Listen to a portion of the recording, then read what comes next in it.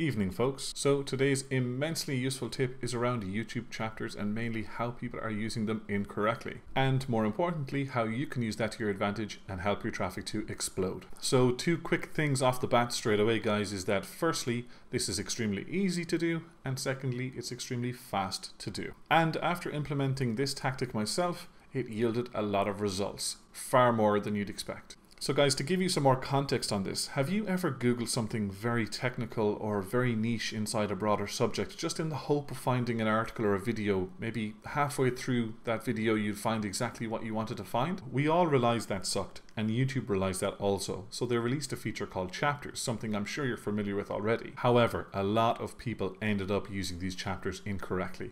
Now, in fairness, some people did use them kind of correctly. They did use the chapters to describe what was in that segment of the video. However, if you have done a Google search like the one I've just mentioned, you may have noticed that a video popped up kind of halfway through in a Google search result. So I'm going to show you an example of this before going any further. So guys, to edit these videos, I use a program called Sony Vegas, and I'm always Googling little bits and pieces just to find out how to do certain things. So in this example, I'm going to search the term how to add titles in Sony Vegas, which is something I have searched previously.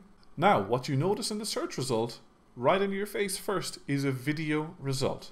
It's above any Google result, it's above any rich featured snippet, and it's also above any FAQs. Now what you'll notice here is that when you hover over it, it's actually pulling from a chapter. The actual chapter has been recognized by Google as being a search result good enough to actually display. Now, when I do click this video, it does count as a YouTube view for this creator. So this is an example of somebody who has used chapters very, very effectively. So this is it. Chapters act as subtitles, search terms, keywords, whatever you want to call them. Chapters are supposed to act as secondary titles to the video, very similar to when you're writing a blog post and the title of the blog post is a H1 tag and the next number of titles down along your post are H2 tags.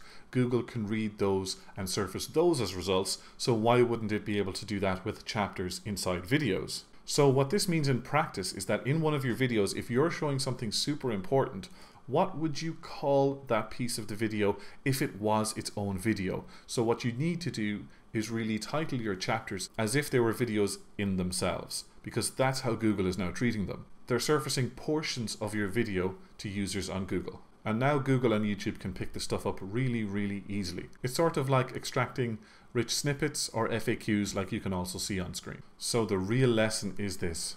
Name your chapters extremely wisely as if they were titles in themselves. And this will begin to pull more and more traffic to your videos and your YouTube channel across all search engines that are clever enough to pick it up.